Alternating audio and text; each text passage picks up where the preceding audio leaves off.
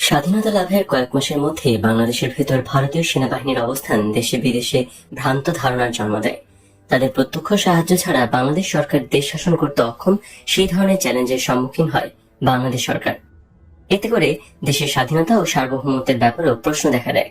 পাকিস্তান ও তার সপক্ষের শক্তিগুলো এই অবস্থার সুযোগ নিয়ে আন্তর্জাতিকভাবে প্রচারণা চালাতে থাকে যে বাংলাদেশ ভারতীয় দখলদার বাহিনীর নিয়ন্ত্রণে রয়েছে এবং ভারত অন্যায়ভাবে পাকিস্তানের একটি অংশকে জবরদখল করে রেখেছে। তাদের এই প্রচারণার ফলে বাংলাদেশে ভারতীয় বাহিনীর অবস্থানের বাস্তবতায় আন্তর্জাতিকভাবে অনেক দেশ বাংলাদেশকে স্বীকৃতি দিতে অসম্মত হয়।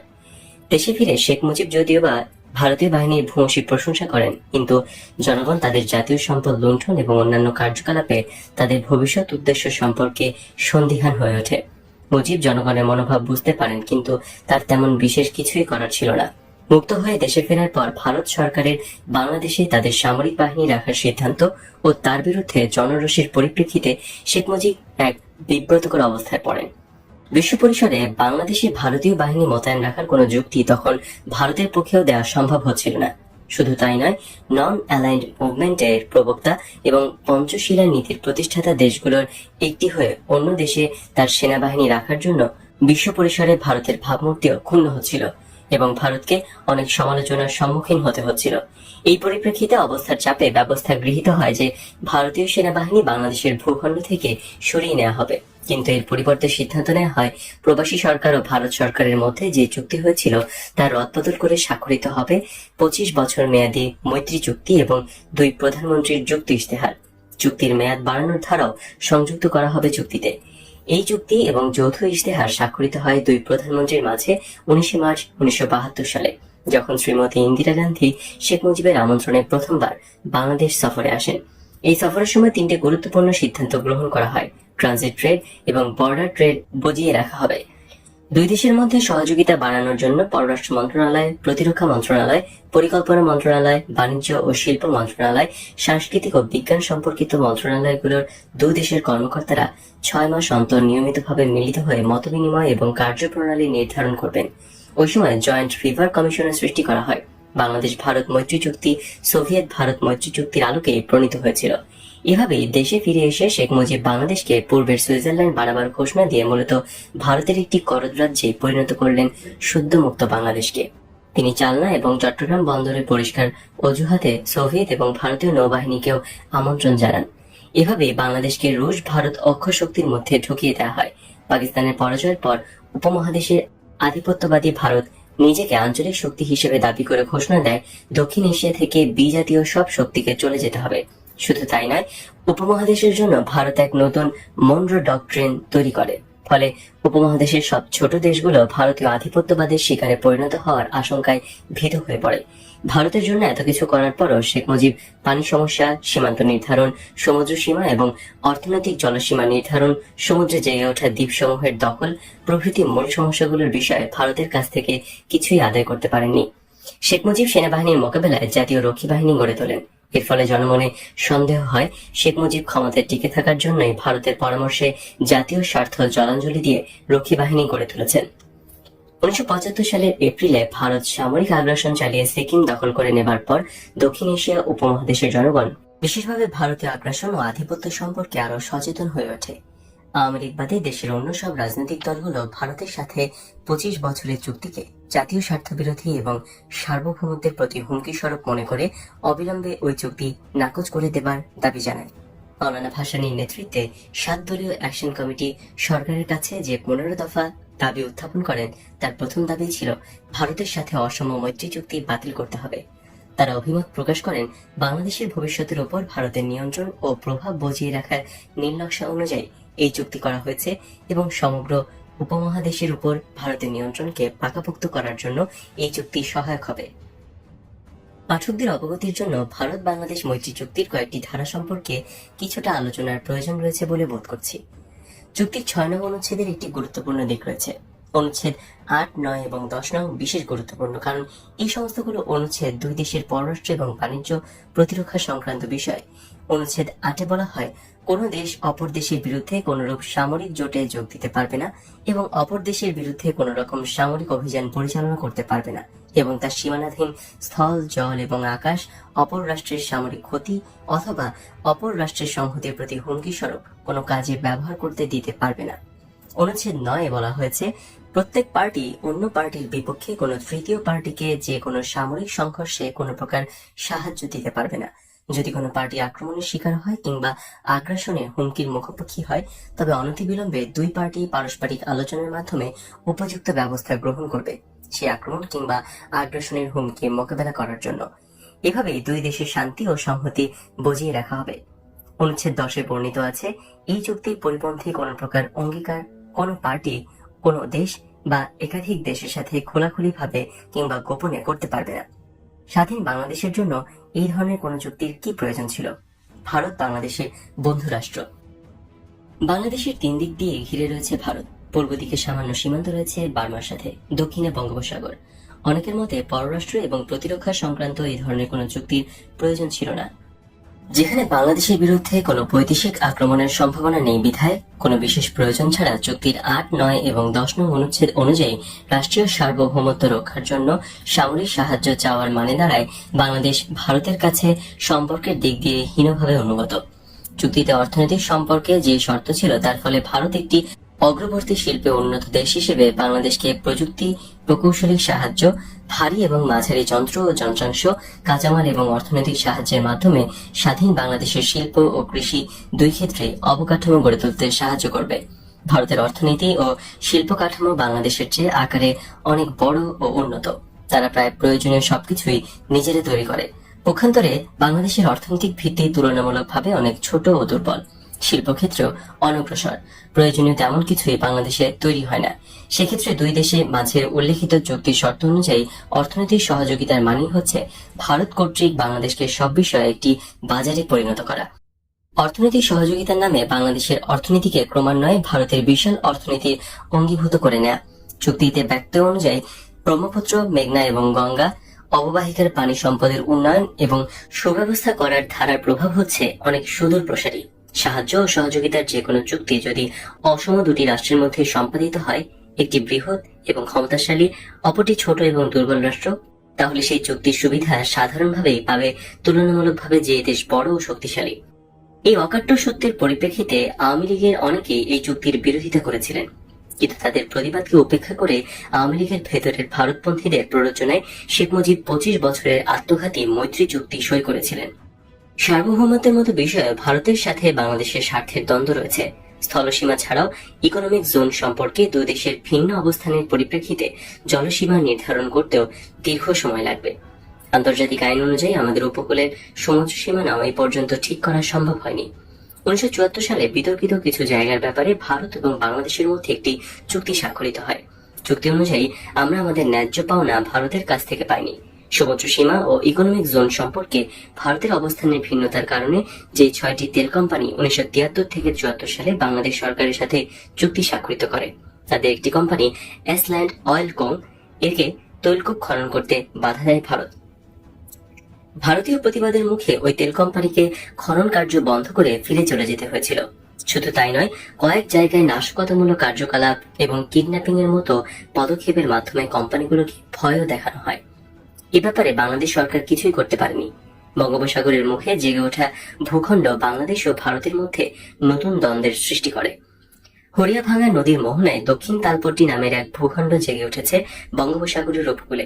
মালিকানা নিয়ে বিরোধ দেখা দিলে দুই সরকারের মাঝে সমঝোতা হয় যৌথ সার্ভের মাধ্যমে তালপট্টির মালিকানা নির্ধারণ করা হবে। কিন্তু হঠাৎ করে সমঝোতার বরখেলাপ দেখা দেয়। ভারতীয় নৌবাহিনী একদিন তালপট্টি দখল করে নিয়ে সেখানে ভারতীয় পতাকা উড়িয়ে দেয় একতরফাভাবে। সবচেয়ে বড় সমস্যা হলো পানি ভাগাভাগির সমস্যা। নদীমাতৃক বাংলাদেশের অসংখ্য নদী নালার পানি হচ্ছে কৃষিভিত্তিক বাংলাদেশের জীবন। দেশের বেশিরভাগ নদ নদীর উৎপত্তি হয়েছে উত্তরে হিমালয় পর্বতমালায় এবং বাংলাদেশের উপর দিয়ে প্রবাহিত হয়ে গিয়ে মিশেছে বঙ্গোপসাগরে। গঙ্গা, ব্রহ্মপুত্র, মেঘনা, তিস্তা, যমুনা, গোমতী, মুহুরী, সুরমা, খোয়াই, কুশিয়ারা, পদ্মার প্রবাহের উপরে নির্ভরশীল বাংলাদেশের প্রাকৃতিক পরিবেশ ও দেশের কৃষিভিত্তিক অর্থনীতি। আন্তর্জাতিক নদী গঙ্গার উপর একতরফাভাবে ভারত থেকে কর্তৃক ফারাক্কা বাঁধ নির্মাণ করায় জনগণের উপর নেমে এসেছে এক দুর্বিষহ অভিশাপ। বাংলাদেশের উত্তর পশ্চিমাঞ্চলে 1/3 আজ মরুপ্রায়, নদী ভরাট হয়ে যাচ্ছে। একই হারে বাড়ছে লবণাক্ততা বৃদ্ধি পাওয়ায় পরিবেশ এবং প্রকৃতির পরিবর্তন আজ বাংলাদেশের জন্য এক হুমকির সৃষ্টি করেছে। গঙ্গার পানি বাংলাদেশের 1/3 লোকের জীবন সংস্থানের জন্য অতি প্রয়োজন। ফারাক্কা বাঁধের ফলে পানির অপ্রতুলতা এবং দুদেশের মধ্যে তিক্ততায় বৃদ্ধি পেয়েছে। বাংলাদেশের জনগণের প্রয়োজনের প্রতি সহানুভূতিশীল ও শ্রদ্ধাশীল হয়ে একটি ন্যায়সঙ্গত সমাধান খুঁজে পাবার চেষ্টা না করা হলে বাংলাদেশ ভারত সম্পর্কের আরো অবনতি ঘটবে ভবিষ্যতে। ভারত তিস্তা নদীর উপরও বাঁধ দিয়েছে একতরফাভাবে। এই নদীর পানি ভাগাভাগির ব্যাপারেও তারা এখন পর্যন্ত কোনো আলোচনা করছে না। বাঁধ দেওয়ার ফলে নদীতে পানির প্রবাহ কমে গেছে, ফলে বাংলাদেশের উত্তরাঞ্চলের 4টি জেলা ক্ষতিগ্রস্ত হচ্ছে। এছাড়া ভারত খোয়াই, গোমতী এবং আরো প্রায় 10টি নদীতে বাঁধ দিচ্ছে একতরফাভাবে কোনো আলাপ আলোচনা ছাড়াই। এর ফলে খরার সময় বা শুষ্ক মৌসুমে কৃষির জন্য যে পরিমাণ পানির প্রয়োজন হবে, কৃষকরা তা পাবে না। ব্রহ্মপুত্র, মেঘনা এবং গঙ্গা অববাহিকার পানি সম্পদের সুষ্ঠু ব্যবহারের জন্য ভারত ইতিমধ্যে আবার এক লিঙ্ক ক্যানালের প্রস্তাব উত্থাপন করেছে। তারা চাচ্ছে ক্যানাল খুঁড়ে ব্রহ্মপুত্র থেকে পানি সরবরাহ করা হবে গঙ্গা ও হুগলি নদীর নাব্যতা বাড়াবার জন্য। কিন্তু বাংলাদেশ সরকারের পক্ষে কোনো যুক্তিতেই এই প্রস্তাব গ্রহণযোগ্য হতে পারে না বলে বিশেষজ্ঞরা মত পোষণ করেন। যদিও মৈত্রী চুক্তিতে বলা হয়েছে আমাদের দুই দেশের মাঝে সীমান্ত হবে শান্তি ও বন্ধুত্বের অনন্তকালের সাক্ষী, কিন্তু সামরিক এবং অর্থনৈতিক দৃষ্টিভঙ্গি থেকে এ কথার ভিন্ন মানেও খুঁজে পাওয়া যায়। ভারতের উত্তর পূর্বাঞ্চলের বিভিন্ন অংশগুলোকে একত্রীকরণের মাধ্যমে একটি অখণ্ড প্রতিরোধ ব্যবস্থা কায়েম করার যে সামরিক উদ্দেশ্য ভারত অনেকদিন ধরে মনে পোষণ করে আসছে, তার সাথে স্বাধীনতার পরপর আওয়ামী লীগ সরকারের প্রচারণা ও রাজনৈতিক অঙ্গীকার বাংলাদেশের মতো ক্ষুদ্র আর গরিব দেশের জন্য কোনো বড় আকারের সেনাবাহিনীর প্রয়োজন নেই, এর একটা সামঞ্জস্য পাওয়া যায়। ভারতের লক্ষ্য অর্জন করার জন্য আওয়ামী লীগ সরকার এই ধরনের অঙ্গীকার ব্যক্ত করেছিল।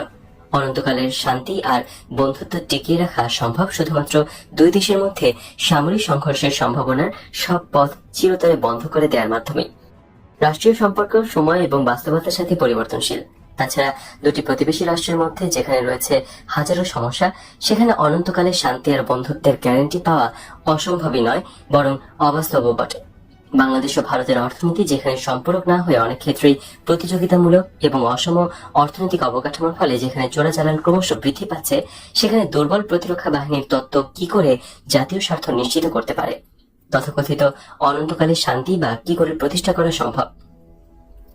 প্রতিবেশী রাষ্ট্রের মাধ্যমে অনেক ধরনের সমস্যাই থাকতে পারে, তাই বলে আলাপ আলোচনার মাধ্যমে শান্তিপূর্ণভাবে সেগুলোর সমাধান করা যাবে না এমনটা ভাবাও যেমন ঠিক নয়, তেমনি দুই দেশের মধ্যকার সব সমস্যার সংঘাতের মাধ্যমে শুধু নিরসন করা সম্ভব এই ধারণাও সঠিক নয়।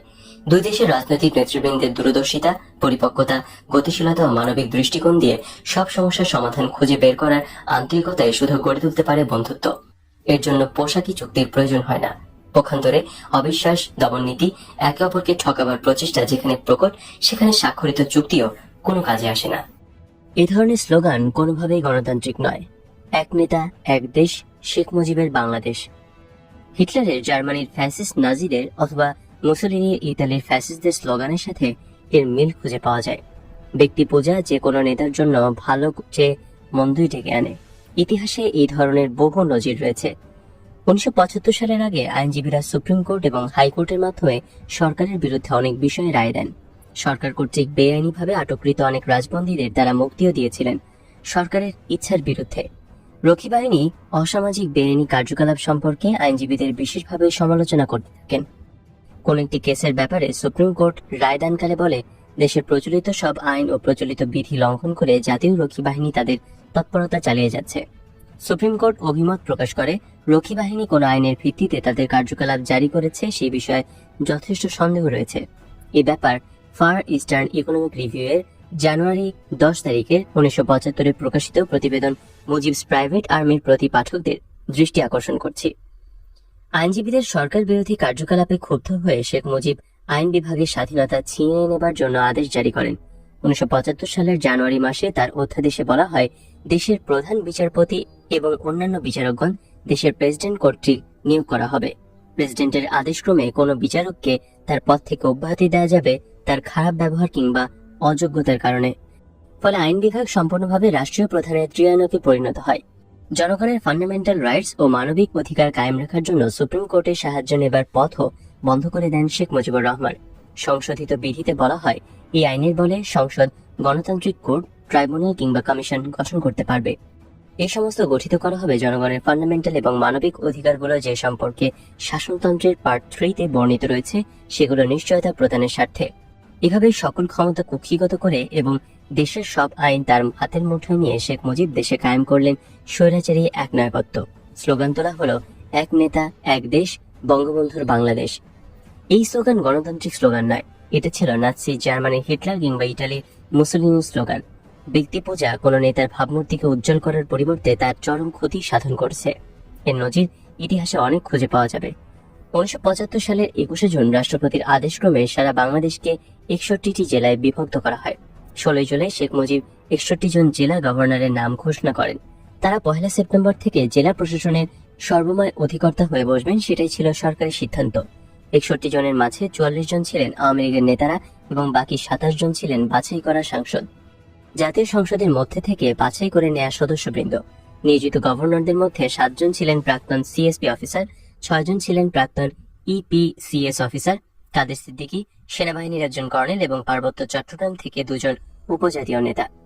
এই 61 জন গভর্নরদের বিশেষ রাজনৈতিক প্রশিক্ষণ দেবার ব্যবস্থা করা হয়। প্ল্যান অনুযায়ী 16 আগস্ট 1975 সালে প্রশিক্ষণ শেষে তারা যার যার জেলায় গিয়ে তাদের দায়িত্বভার গ্রহণ করবেন। তাদের প্রত্যেকের অধীনে দেওয়া হবে জাতীয় রক্ষী বাহিনীর অর্ধেক ব্যাটালিয়ন। তারা সরাসরিভাবে শুধুমাত্র প্রেসিডেন্টের কাছেই জবাবদিহি করবেন।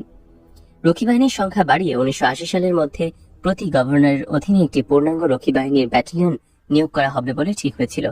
এই সমস্ত গভর্নরদের অধীনে রক্ষী বাহিনী নিয়োগ করার মূল উদ্দেশ্য ছিল তাদের অধীনস্থ জেলায় বাকশাল বিরোধীদের সমূলে নির্মূল করে মুজিব ও তার পারিবারিক শাসন বংশানুক্রমে বাংলাদেশের মাটিতে পাকাপোক্ত করে প্রতিষ্ঠিত করা এবং অনির্দিষ্টকালের জন্য বাংলাদেশকে ভারতের পদানত একটি করদ রাজ্যে পরিণত করা।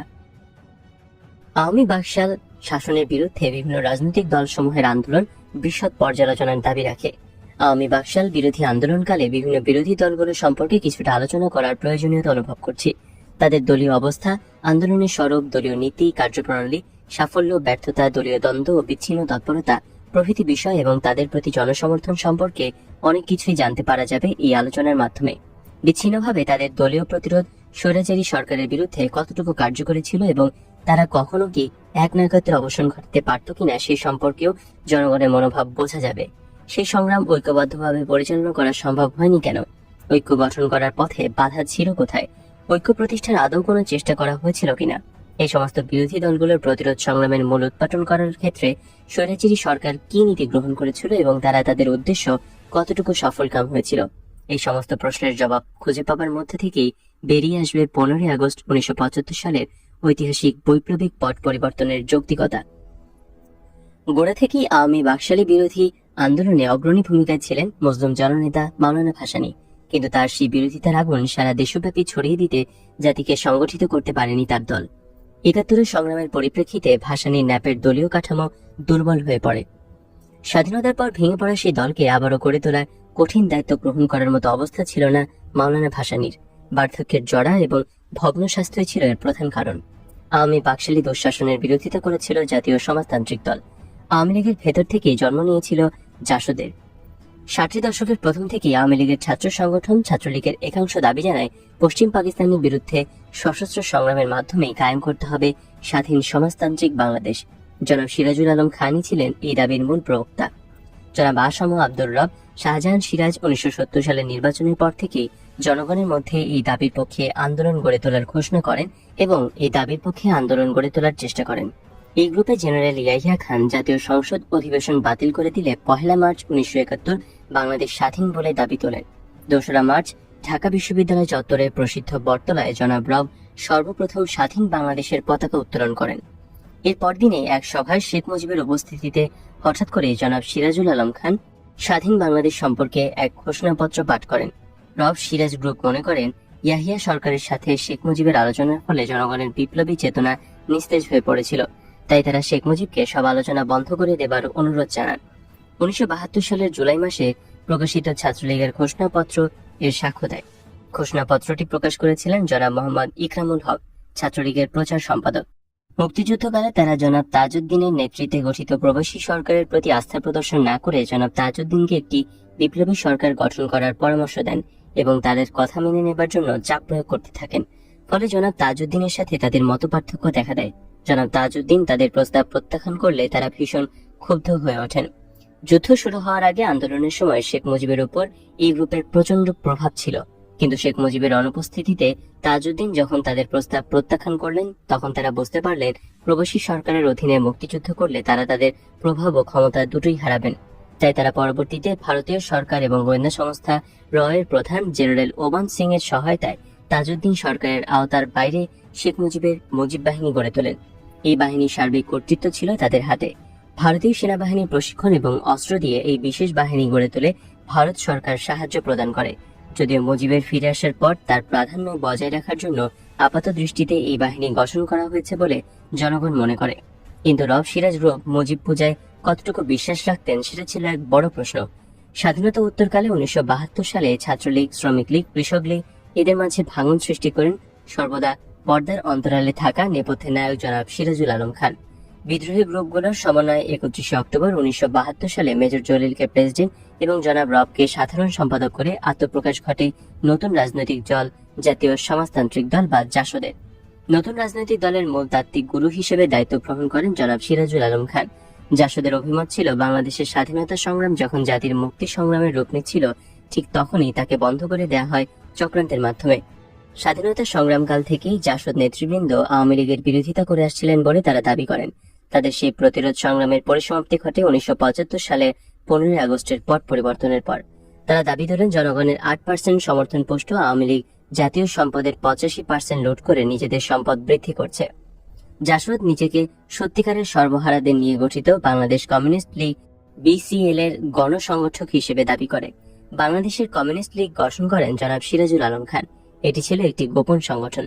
যুদ্ধকালীন সময় থেকে জাসদের জন্ম পর্যন্ত প্রায় প্রতিটি ব্যাপারে বাংলাদেশ কমিউনিস্ট লীগ মুখ্য ভূমিকা পালন করে। 1975 সরকারি আদেশে বন্ধ করে দেওয়ার আগ পর্যন্ত বাংলাদেশ কমিউনিস্ট লীগ কর্তৃক গণকণ্ঠ নামে একটি জনপ্রিয় পত্রিকা নিয়মিত প্রকাশিত হতে থাকে। অতি পরিচিত এবং বিখ্যাত প্রগতিশীল কবি আল মাহমুদ ছিলেন পত্রিকাটির সম্পাদক। দেশের অন্যান্য বিপ্লবী দলগুলোর মতোই দেশের বিভিন্ন সমস্যাগুলি জনগণের কাছে তুলে ধরে জাসদ। 1973 সালে বাংলাদেশ কমিউনিস্ট লীগের ছাত্র ফ্রন্ট বাংলাদেশ ছাত্রলীগের বার্ষিক সম্মেলনে 1972-73 সালের বার্ষিক কার্যবিবরণীতে তৎকালীন জাতীয় রাজনৈতিক পরিস্থিতি এবং রাজনৈতিক ক্ষেত্রে দ্বন্দ্বসমূহের বিশ্লেষণ করে জাতীয় বিপ্লবকে বিজয়ের লক্ষ্যে এগিয়ে দ্বন্দ্বগুলোর অবসান ঘটানোর জন্য বিপ্লবের বিভিন্ন স্তর সম্পর্কে দলিলে সুস্পষ্ট নির্দেশনা দেওয়া হয়। বাংলাদেশ কমিউনিস্ট লীগ সমাজতন্ত্রের উত্তরণে 3টি ধাপ নির্ণয় করে বলে, স্বাধীনতা সংগ্রামের 3য় ধাপের পরিসমাপ্তি ঘটবে আওয়ামী লীগ ও তাদের সাম্রাজ্যবাদী এজেন্টদের সাথে সর্বহারাতে রক্তক্ষয়ী ভবিষ্যৎ সংগ্রামের মাধ্যমে। সংসদীয় রাজনীতিকে স্বার্থবাদী মহলের ক্ষমতা কক্ষিগত করার হাতিয়ার হিসেবে বর্ণনা করা হয়।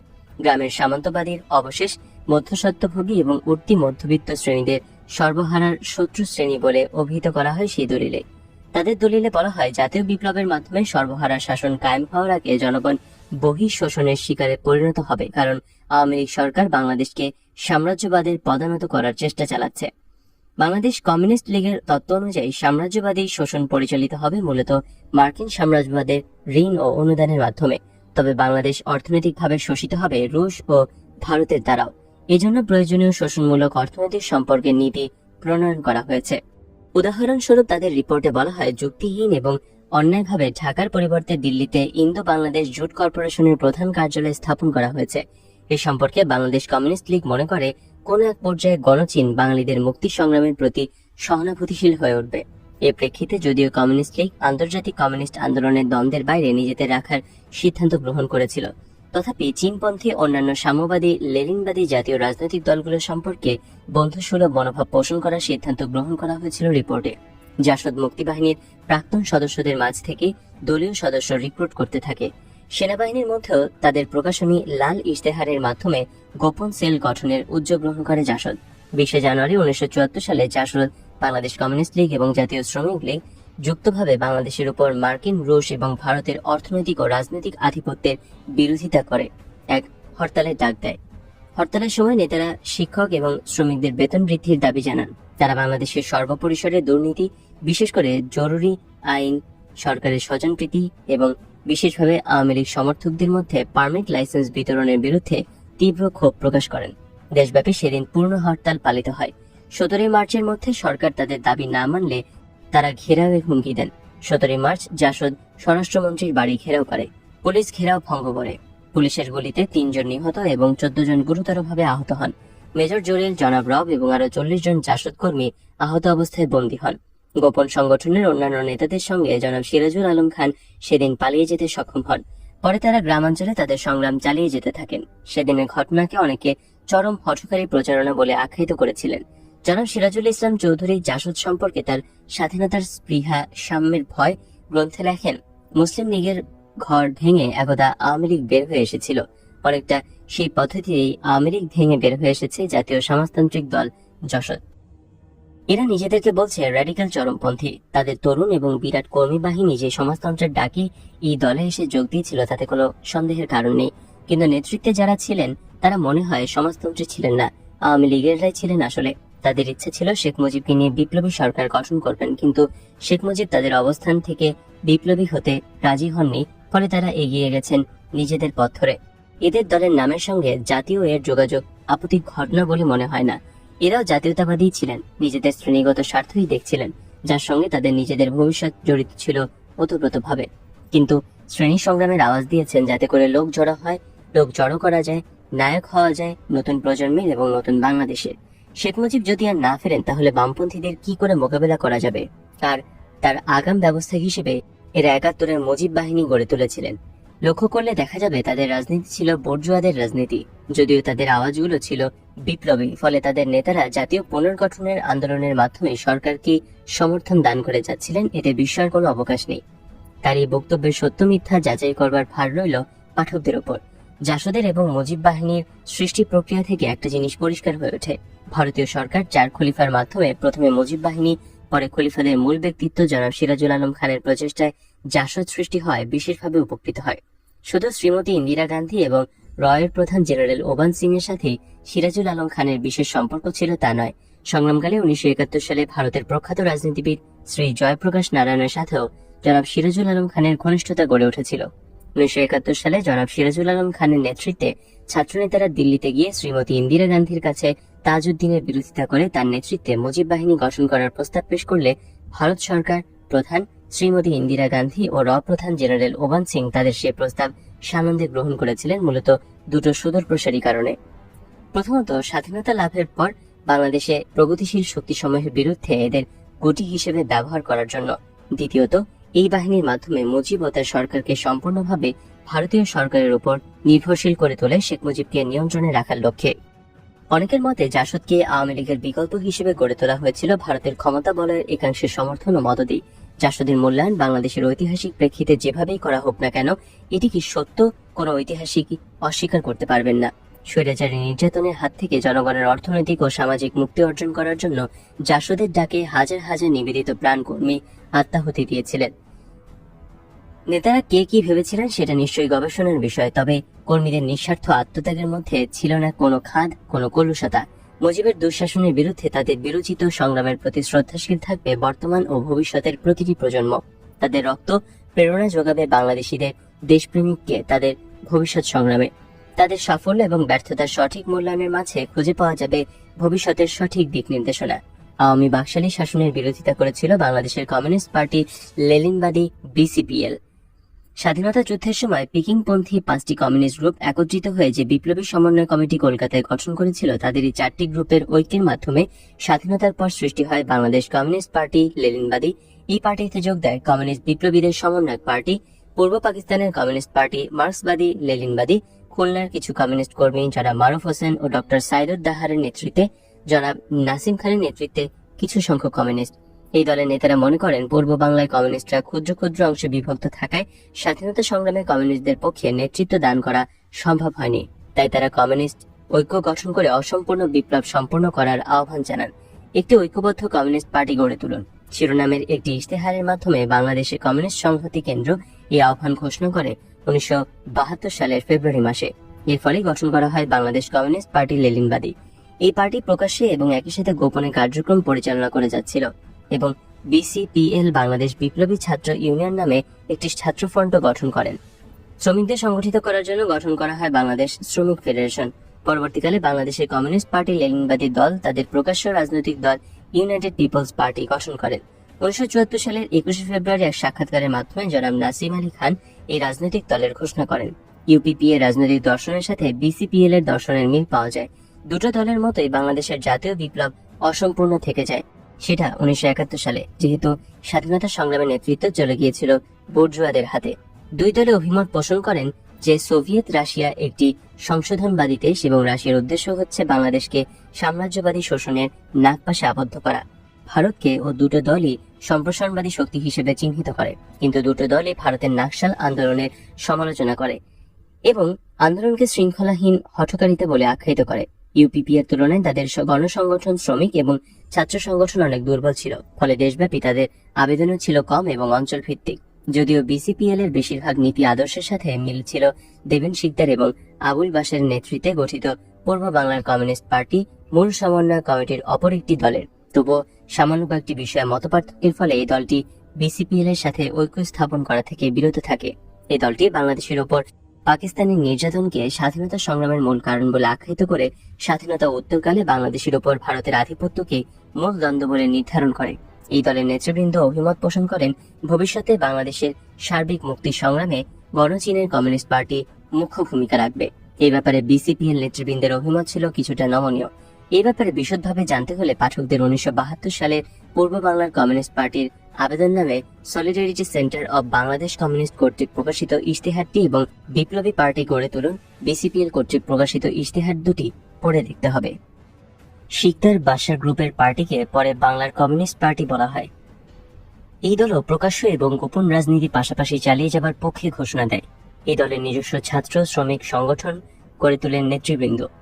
কৌশলগত কারণে এই দলটি সংসদীয় গণতন্ত্রে অংশগ্রহণের পক্ষে মত দেয়। বিসিপিএল এবং ইউপিপি দুটো দলই প্রকাশ্যে গণসংগঠন এবং পার্টি সেল গড়ে তোলার প্রচেষ্টা গ্রহণ করে। এদের ছাড়া আরো 4টি রাজনৈতিক সংগঠন শুধুমাত্র তাদের গোপন পার্টি সেল এবং গোপন সশস্ত্র বাহিনীর মাধ্যমে তাদের তৎপরতা চালাতে থাকে। এই 4টি দলের মধ্যে দুটো দল ছিল ইপিসিপি, যেখান থেকে বেরিয়ে আসা কমিউনিস্টদের নিয়ে গঠিত। তৃতীয় দলটি ছিল পূর্ব বাংলার কমিউনিস্ট পার্টি থেকে বেরিয়ে আসা একটি অংশ। পূর্ব বাংলার কমিউনিস্ট পার্টি থেকে বেরিয়ে এসে শিকদার বাশারও গঠন করেছিল বিসিপি, বাংলার কমিউনিস্ট পার্টি। চতুর্থ দলটি ছিল এই সমস্ত দলগুলোর উৎস থেকে সম্পূর্ণভাবে আলাদাভাবে গড়ে ওঠা সর্বহারা পার্টি, পূর্ব বাংলা সর্বহারা পার্টি। বিপ্লবী নেতা সিরাজ শিকদারের নেতৃত্বে গঠিত হয় পূর্ব বাংলার শ্রমিক আন্দোলন। এই আন্দোলন থেকে পরে গড়ে ওঠে সর্বহারা পার্টি। 1975 সালে মুজিব সরকারের হাতে নিহত হওয়ার আগ পর্যন্ত তিনি এই পার্টির নেতৃত্ব দেন। এই দলের নেতৃত্বে মূলত ছিলেন বিভিন্ন বিশ্ববিদ্যালয়ের উচ্চশিক্ষিত ছাত্রবৃন্দ, যার ফলে তাদের বিপ্লব সম্পাদকীয় গবেষণা এবং প্রচারণা অন্যান্য পার্টিগুলোর চেয়ে ছিল ভিন্নতর এবং অধিক কার্যকরী। লাল ঝান্ডা এবং সংবাদ বুলেটিন ছাড়াও এই পার্টি নিয়মিতভাবে তাদের কেন্দ্রীয় কমিটির বৈঠক সংক্রান্ত এবং বিভিন্ন বিষয়ে প্রচুর লিখিত দলিল প্রকাশ করত। বেশিরভাগ দলিলগুলো জীবিত অবস্থায় ছিল সিরাজ শিকদারের নিজ হাতে লেখা। তাদের যোগাযোগ ব্যবস্থা ছিল সুবিন্যস্ত এবং প্রচার মাধ্যম ছিল অতি উত্তম। দেশের যে কোনো প্রান্তে তাদের প্রকাশিত দলিলপত্র পর্যাপ্ত পরিমাণে পাওয়া যেত। সর্বহারা পার্টি অন্যান্য প্রগতিশীল এবং বিপ্লবী পার্টিগুলোর সাথে একমত হয়ে মত প্রকাশ করে যে স্বাধীনতা সংগ্রামকে তড়িঘড়ি করে শেষ করে আওয়ামী লীগের ক্ষমতায় আসীন হওয়ায় বাংলাদেশের বিপ্লব অসম্পূর্ণ থেকে যায়। আওয়ামী লীগ সরকারকে তারা ভারতের পুতুল সরকার বলে অভিহিত করেন। পার্টির প্রকাশনায় প্রচারিত হয় স্বাধীনতার পর ভারতের সহায়তায় ক্ষমতায় বসে আওয়ামী লীগ সরকার দেশকে লুটপাট করে ভারতীয় নীল নকশা বাস্তবায়নের পরিকল্পনাকেই সহায়তা করতে থাকে। সর্বহারা পার্টি মনে করে রক্ষী বাহিনী সৃষ্টির মাধ্যমে ভারত বিকল্প প্রথায় বাংলাদেশে তাদের স্বার্থ বজিয়ে রাখার উদ্দেশ্যে তাদের সামরিক অবস্থানকে অটুট রাখে। বাংলাদেশ আওয়ামী লীগ সরকারের অধীন মার্কিন এবং রুশ সাম্রাজ্যবাদের শোষণের হুমকির সম্মুখীন বলেও সর্বহারা পার্টি জনগণকে হুঁশিয়ার করে দেয়। জাতীয় সমাজতান্ত্রিক দলের বৈজ্ঞানিক সমাজতন্ত্র কায়েমের আহ্বানকে সর্বহারা পার্টি ট্রটস্কাইটপন্থী হঠকারিতা বলে আখ্যায়িত করে, কারণ জাতীয় বিপ্লব সম্পন্ন করার আগে সমাজতান্ত্রিক বিপ্লব সম্পন্ন নয় বলে পার্টির তাত্ত্বিকরা অভিমত প্রকাশ করেন। তারা আরো বলেন, আওয়ামী লীগ সরকারের পক্ষে জাতীয় বিপ্লব সম্পন্ন করা অসম্ভব, কারণ তারা চারিত্রিকভাবে জাতীয় বুর্জোয়াদের প্রতিনিধি নয়। তারা হলো সাম্রাজ্যবাদ এবং সম্প্রসারণবাদের দালাল এবং মুৎসুদ্দি শ্রেণীর প্রতিনিধি। সর্বহারা পার্টির মতে বাংলাদেশের অসম্পূর্ণ বিপ্লবকে ধাপে ধাপে চূড়ান্ত বিজয়ের দিকে এগিয়ে নিয়ে যাওয়ার দায়িত্ব হচ্ছে সর্বহারা শ্রেণীর রাজনৈতিক নেতৃত্বের। বিপ্লবকে এগিয়ে নেবার জন্য সর্বহারা পার্টি কৃষক, শ্রমিক, নিপীড়িত জনতা, বিভিন্ন ভাষাভাষী গোষ্ঠী এবং সংখ্যালঘু সম্প্রদায় গোষ্ঠীর সমন্বয়ে গড়ে তোলে জাতীয় মুক্তি ফ্রন্ট নামে একটি সংগঠন। সর্বহারা পার্টির তাত্ত্বিকরা মনে করেন, যেহেতু বাংলাদেশের 3 দিক থেকেই ভারত বেষ্টিত, সেক্ষেত্রে বিপ্লবের জন্য বাইরের কোনো সাহায্য পাওয়া হবে অতি দুষ্কর। তাই বিপ্লবীদের নিজস্ব শক্তির উপরই মূলত নির্ভরশীল থাকতে হবে। সিরাজ শিকদারের গতিশীল নেতৃত্বে এবং সর্বহারা পার্টির বিপ্লবী কার্যক্রমে মুজিব সরকারের মধ্যে ত্রাসের সৃষ্টি হয়। অসীম সাহসিকতার সাথে সর্বহারা পার্টির সদস্যরা একের পর এক সফল অভিযান চালিয়ে সরকার ও তার বিভিন্ন বাহিনীকে নাজেহাল করে তুলতে সমর্থ হয় অতি অল্প সময়। তাদের সাফল্যে দেশ জুড়ে সাড়া পড়ে যায়। তরুণ সমাজের কাছে পার্টির ভাবমূর্তি বেড়ে যায়। ফলে তাদের আবেদনে সাড়া দিয়ে দলে দলে জনগণের বিভিন্ন পেশায় নিয়োজিত লোকজন সর্বহারা পার্টিতে যোগ দিতে শুরু করে এবং পার্টির প্রতি সহানুভূতিশীল হয়ে ওঠে। এত অল্প সময়ে এই ধরনের জনপ্রিয়তা বাংলাদেশের কোনো রাজনৈতিক দলের পক্ষে অর্জন করা সম্ভব হয়নি। জাসদের চেয়েও ক্রমান্বয়ে সর্বহারা পার্টি বেশি জনসমর্থন লাভ করতে সমর্থ হয়। 1973 সালের 2রা ডিসেম্বর এক বিবৃতির মাধ্যমে মুসলিম জননেতা মাওলানা ভাসানী সর্বহারা পার্টিকে সমর্থন জানান এবং সিরাজ শিকদারকে অভিনন্দন জানান। 1975 সালের 2রা জানুয়ারি শেখ মুজিবের নির্দেশে রক্ষী বাহিনী শেরেবাংলা নগরের ক্যাম্পে বন্দী অবস্থায় অকথ্য নির্যাতনের শিকার হন বীর মুক্তিযোদ্ধা সর্বহারা পার্টির নেতা জনাব সিরাজ শিকদার। তারপর তাকে গুলি করে হত্যা করা হয়। এভাবে চরম নিষ্ঠুরতায় পার্টির নেতা সিরাজ শিকদারের হত্যার পর অন্তর্দ্বন্দ্ব এবং নেতৃত্বের কোন্দলের ফলে এবং সরকারি নিষ্পেষণে সর্বহারা পার্টির সংগঠন দুর্বল হয়ে পড়ে। পার্টিতে ভাঙন দেখা দেয়। জাতীয় পরিসরে পার্টির প্রভাব এবং কর্মকাণ্ড ও শক্তি ক্রমান্বয়ে লোপ পেতে থাকে। নেতৃত্বের দুর্বলতায় কর্মীরা উদ্যমহীন হয়ে নিস্তেজ হয়ে পড়েন। ফলে জনগণও হতাশ হয়ে সন্দিহান হয়ে ওঠে সর্বহারা পার্টির ভবিষ্যৎ সম্পর্কে। এভাবেই সিরাজ শিকদারের মৃত্যুর সাথে সাথে হঠাৎ করে জেগে ওঠা গণমানুষের মুক্তির এক উজ্জ্বল সম্ভাবনা শেষ হয়ে যায় স্বৈরশাসনের আগ্রাসী জিঘাংসায়। জনাব তোহা এবং শরদিন্দু দস্তিদারের নেতৃত্বে সাম্যবাদী দল গোপন সংগঠন হিসেবে মুজিব বিরোধী আন্দোলন পরিচালনা করছিল। মূলত পূর্ব পাকিস্তানের কমিউনিস্ট পার্টি ভেঙে 1968 সালে পিকিংপন্থী হিসেবে এই দলের উৎপত্তি ঘটে। স্বাধীনতার পর এই দল তাদের মুখপাত্র গণশক্তির মাধ্যমে দাবি জানায়, বাংলাদেশ প্রকৃত অর্থে স্বাধীনতা অর্জন করেনি। রুশ ভারত চক্র মূলত বাংলাদেশকে নিয়ন্ত্রণ করছে তাদের প্রতিষ্ঠিত মুজিবের পুতুল সরকারের মাধ্যমে। সর্বহারা পার্টির মতোই সাম্যবাদী দল বাংলাদেশের রক্ষী বাহিনীকে পরোক্ষভাবে ভারতীয় সেনাবাহিনীর উপস্থিতি বলেই মনে করে, কারণ এই রক্ষী বাহিনী সর্বতভাবে ভারতীয় সেনাবাহিনীর সাহায্যে গঠন করা হয়েছিল। সাম্যবাদী দল অভিমত প্রকাশ করে যে রক্ষী বাহিনী তৈরি করে তাদের সাথে যৌথভাবে ভারতীয় সেনাবাহিনীর সহযোগিতায় সরকার বিরোধী আন্দোলনগুলোকে দমন করার চেষ্টা করছে। মুজিব তার সরকারকে টিকিয়ে রাখার জন্যই রক্ষী বাহিনী তৈরি করার ভারতীয় প্রস্তাব মেনে নিয়েছে। সর্বহারা পার্টির মতোই সাম্যবাদী দল একটি জাতীয় মুক্তি ফ্রন্ট গঠন করে এবং একই সাথে গোপনে গণবাহিনী সৃষ্টি করার উদ্যোগ গ্রহণ করে। প্রধানত ঢাকা, রাজশাহী, নোয়াখালী, ময়মনসিংহ, ফরিদপুর জেলাতে সাম্যবাদী দল তাদের ঘাঁটি গড়ে তুলতে সক্ষম হয়। ফলে ওই জেলাগুলোতেই তাদের সরকার বিরোধী সংগ্রাম তীব্রতা লাভ করে। প্রগতিশীল এবং বামপন্থী রাজনৈতিক দলগুলো স্বৈরাচারী সরকারের বিরোধী ভূমিকায় মূল্যবান অবদান রাখলেও দলীয় মতবিরোধ এবং পার্থক্য নিয়ে দলগুলো একে অপরের প্রকাশ্য সমালোচনা ও নিন্দা করতে থাকে। সাম্যবাদী দল সাম্রাজ্যবাদ সম্পর্কে বিসিপিএল এবং বিসিপি এর অবস্থানের তীব্র সমালোচনা করে। বিসিপিএল এবং বিসিপি আওয়ামী লীগ সরকার ভারতের উপর নির্ভরশীল বলে দাবি করলে সাম্যবাদী দল এই বক্তব্যের সমালোচনা করে বলে, আওয়ামী লীগ সরকার ভারতের পুতুল সরকার, তাকে ভারতের উপর নির্ভরশীল বলা মানেই হচ্ছে তাদের সপক্ষে বক্তব্য রাখা। সর্বহারা পার্টির সমালোচনা করে সাম্যবাদী দল বক্তব্য দেয়, সাম্যবাদী দল সর্বহারা পার্টিকে একটি হঠকারী গ্রুপ বলে মনে করে। এই গ্রুপ আত্মম্ভর সিরাজ শিকদারের ভুল প্রচারণায় পরিচালিত হচ্ছে। সর্বহারা পার্টি বাংলাদেশ ও ভারতের দ্বন্দ্বকে প্রাধান্য দেওয়ার সাম্যবাদী দল সর্বহারা পার্টিকে তাত্ত্বিক দিক দিয়েও ভুল এবং দুর্বল বলে দাবি তোলে। সাম্যবাদী দলের তত্ত্ব অনুযায়ী স্বাধীনতা উত্তর বাংলাদেশে সমাজতন্ত্রের পক্ষ এবং বিপক্ষ শক্তিগুলোর দ্বন্দ্বই মূল দ্বন্দ্ব। একইভাবে জাসদ সম্পর্কে সাম্যবাদী দলের অভিমত ছিল, আওয়ামী লীগের মধ্য থেকে বেরিয়ে আসা তরুণ নেতাদের সমন্বয়ে ভারতই এই সংগঠন গড়ে তোলায় সাহায্য করে। মুজিব এবং তার অনুগতদের নিয়ন্ত্রণে রাখার উদ্দেশ্যেই ভারত জাসদ গঠনে মদত যোগায়। জনযুদ্ধ ইপিসিপি-এমএল এর মুখপাত্র সেই সময় আব্দুল হকের সম্পাদনায় বের হতো। পূর্ব পাকিস্তান কমিউনিস্ট পার্টি থেকে বেশিরভাগ কর্মীকে বের করে এনে জনাব তোহা এবং শরদিন্দু দস্তিদার সাম্যবাদী দল গঠন করলেও জনাব আব্দুল হক পার্টির নাম পরিবর্তন না করার প্রশ্নে অটল থেকে পূর্ব পাকিস্তানের কমিউনিস্ট পার্টি বা ইপিসিপি নামে একটি গ্রুপের নেতৃত্ব দিতে থাকেন। এই গ্রুপটি বাংলাদেশের অভ্যুত্থানকে অস্বীকার করে। স্বাধীনতা সংগ্রামকে ভারতীয় আগ্রাসন বলে আখ্যায়িত করে। জনযুদ্ধের নামে আগ্রাসী শক্তির কবল থেকে পূর্ব পাকিস্তানকে মুক্ত করার লাইন গ্রহণ করে। এই দল তাদের নাম না বদলানোয় সরকারি নির্যাতনের প্রধান লক্ষ্যে পরিণত হয়। গ্রুপের বেশিরভাগ সদস্যই মারা যায় নতুবা কারাবন্দী হয়। জনাব আব্দুল হককে বন্দী অথবা হত্যা করার সরকারি সব প্রচেষ্টা অবশ্য ব্যর্থ হয়। পূর্ব বাংলা কমিউনিস্ট পার্টি এবং ইবিসিপি এবং সাম্যবাদী দলের মধ্যে তত্ত্বগতভাবে খুব একটা ব্যবধান দেখা যায় না। তবে ইবিসিপি কৃষক এবং সামনবাদের অবশেষের মধ্যে বিরাজমান দ্বন্দ্বকে বেশি প্রাধান্য দেয়। এই দল ভারতের বিপ্লবীদের সাথে একত্রিত, বিশেষ করে নীল নকশাকারীদের সাথে সম্পর্ক রেখে বিপ্লবকে এগিয়ে নেবার ঘোষণা ব্যক্ত করে। কিন্তু বাংলাদেশের অন্যান্য প্রায় বিপ্লবী সবগুলো দলের কাছে নকশাল আন্দোলন একটি চরমপন্থী হঠকারিতা বলেই গৃহীত হয়। নকশালীদের দলগুলো বিশ্বাস করতেও রাজি ছিল না। আত্রাই, রাজশাহী, দিনাজপুর, পাবনা, কুষ্টিয়া প্রভৃতি অঞ্চলে ইবিসিপি বিশেষভাবে তৎপরতা চালায়। প্রগতিশীল ও বামপন্থী তৎকালীন প্রায় সবগুলো দলই একমত প্রকাশ করে যে বাংলাদেশের সমাজ পরিবর্তনের বিপ্লব 1971 সালে অসমাপ্ত থেকে যায়। মুজিব সরকার বাংলাদেশের উপর রুশ ভারতের আধিপত্য কায়েমে সহযোগিতা করে। মুজিব সরকার মূলত ভারতের একটি পুতুল সরকার। উপরের পর্যালোচনা থেকে একটা জিনিসই পরিষ্কার হয়ে ওঠে, স্বাধীনতা উত্তরকালে প্রবীণ নেতৃত্বের চেয়ে নবীনরাই সংগ্রামে অভূতপূর্ব গতিশীলতার সৃষ্টি করে। তারা যখন জনসমর্থন পেয়ে স্বৈরাচার সরকারের বিরুদ্ধে সংগ্রামে লিপ্ত, তখন পুরনো নেতৃত্ব তাত্ত্বিক কচকাচানিতে নিয়ে ব্যস্ত ছিল এবং নিজেদের দেউলিয়াপানা প্রকাশ করে তারা গণবিচ্ছিন্ন হয়ে পড়ে। তাদের দেউলিয়াপানা, নেতৃত্বের লোভ, ভাববাদী তাত্ত্বিক চর্চা, সন্দেহ প্রবণতা, একে অপরের প্রতি অবিশ্বাস প্রভৃতি কারণে স্বাধীনতা সংগ্রামে তারা উল্লেখযোগ্য বা আশানুরূপ অবদান রাখতে ব্যর্থ হন। ফলে ক্রমশ তারা জনগণ থেকে সম্পূর্ণভাবে বিচ্ছিন্ন হয়ে পড়েন। নবীন প্রজন্ম তাদের উপর আস্থা হারিয়ে ফেলে। নেতাদের অনেকে ব্যক্তিগত ত্যাগ স্বীকারের উজ্জ্বল দৃষ্টান্ত থাকলেও এটাই বাস্তব সত্য হিসেবে প্রতিষ্ঠিত। তাদের ব্যর্থতা সাফল্যের চেয়ে অনেক বেশি, সেটাও আজ প্রমাণিত। অতীতে বিভিন্ন সংগ্রামের মাধ্যমে বাংলাদেশের জনগণ যখন সত্যিকারের মুক্তির জন্য পরিস্থিতিকে এগিয়ে নিয়ে গেছে, তখন নেতাদের ভ্রান্ত ও নেতিবাচক ভূমিকার ফলে ঈপ্সিত লক্ষ্য জনগণ অর্জন করতে ব্যর্থ হয়েছে।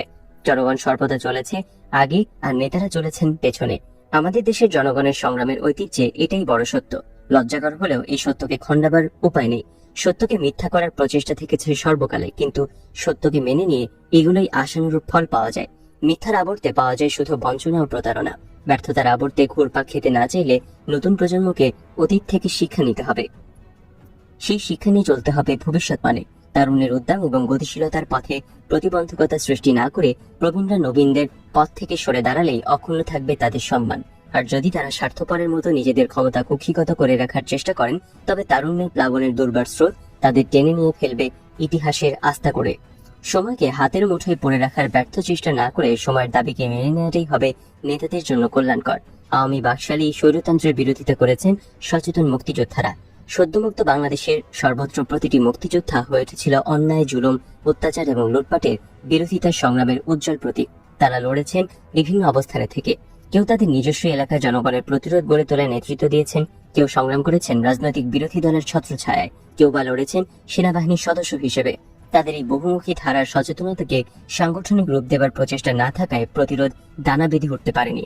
যারা রাজনৈতিক দলে যোগ দিয়েছিলেন, দলীয় গণ্ডির মাঝেই তাদের অস্তিত্ব বিলীন হয়ে যায়। অথচ স্বাধীনতা সংগ্রামের মাধ্যমে তাদের মাঝে যে দেশপ্রেমী জনগণের প্রতি অকৃত্রিম ভালোবাসা এবং নিঃস্বার্থ কর্মপ্রেরণার সৃষ্টি হয়েছিল, তাকে সুষ্ঠু নেতৃত্বের অধীনে সুসংহত করতে পারলে বাংলাদেশের বর্তমান অনেক সংকটের অবসান হতো। সে বিষয়ে কোনো সন্দেহের অবকাশ নেই।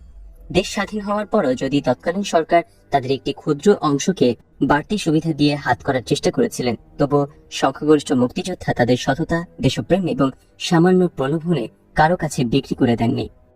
মুক্তিযুদ্ধ সম্পর্কে নীতিগত অবস্থান গ্রহণ করেছিল জামাত, কিন্তু তথাকথিত মুক্তিযুদ্ধের চেতনার রক্ষক আওয়ামী বাকশালীরা স্বাধীনতার পর অন্যায়ভাবে হত্যা করেছিল শত সহস্র মুক্তিযোদ্ধা।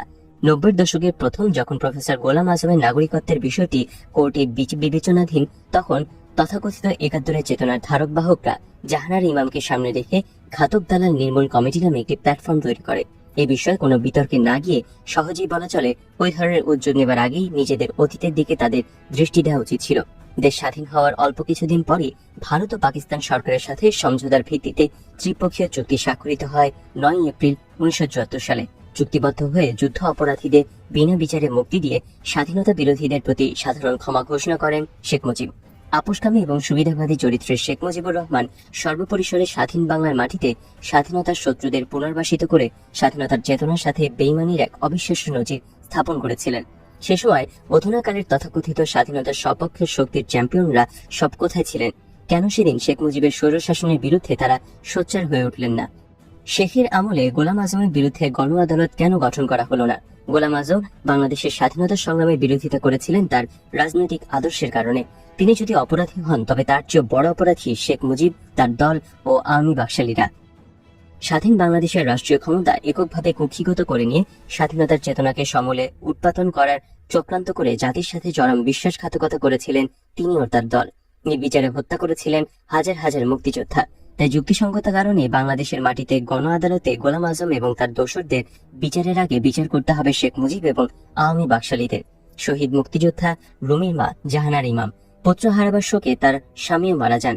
২০ বছর পর তথাকথিত গণ আদালত গঠন করে আওয়ামী বাকশালীদের সাথে একই মঞ্চে দাঁড়িয়ে গোলাম আজমের বিচারের প্রহসন করে তিনি তার ছেলে শহীদ রুমির বুকের রক্তের সাথে বেইমানি করার অপরাধে অপরাধী হয়েছেন। মুক্তিযোদ্ধা নিধনকারী আওয়ামী বাকশালীদের সাথে একাত্মতা ঘোষণা করে তিনি প্রকৃত মুক্তিযোদ্ধাদের কাছে তার সম্মান হারিয়েছেন। একজন মুক্তিযোদ্ধা হিসেবে তার এই ধরনের উদ্যোগে ব্যক্তিগতভাবে আমিও দুঃখ পেয়েছি। জনাব রব মেনন অ্যান্ড গং এবং তথাকথিত প্রগতিশীল বিপ্লবী দলগুলোর নেতারা যারা বর্তমানে আওয়ামী লীগের লেজুর বৃত্তি করার প্রতিযোগিতায় লিপ্ত হয়েছেন, তারাও আজ একই অপরাধে অপরাধী। তাদের নেতৃত্বে স্বৈরাচারী আওয়ামী বাকশালী দুঃশাসনের বিরোধিতা করতে গিয়ে প্রাণ হারিয়েছিলেন হাজার হাজার মুক্তিযোদ্ধা ও দলীয় কর্মী। হালে আওয়ামী বাকশালীদের সাথে একাত্মতা ঘোষণা করে তাদেরকে স্বাধীনতার সপক্ষে শক্তিরূপে প্রতিষ্ঠিত করার তাদের অপচেষ্টা জনগণকে বিস্মিত করেছে। নিজেদের স্বাতন্ত্র্য বিসর্জন দিয়ে আওয়ামী লীগে বিলীন হয়ে গিয়ে তারা নিজেদের আওয়ামী বাকশালীদের বি টিম বলে জনগণের মনে যে সন্দেহ বিরাজমান ছিল তাকেই সত্য বলে প্রমাণ করেছেন। হারিয়েছেন বিশ্বাসযোগ্যতা। লাখো শহীদের রক্তের সাথে বেইমানের শাস্তিস্বরূপ তারা নিক্ষিপ্ত হবেন ইতিহাসের আস্থা করে। ইতিহাসের বিধান অমোঘ। সত্যকে খুঁজে বের করার দায়িত্ব ঐতিহাসিকদের। সত্যের উপর ভিত্তি করে সৃষ্টি হয়েছে গতিশীল মানব সভ্যতার ইতিহাস। বাংলাদেশের ব্যাপারেও এর ব্যতিক্রম হবে না।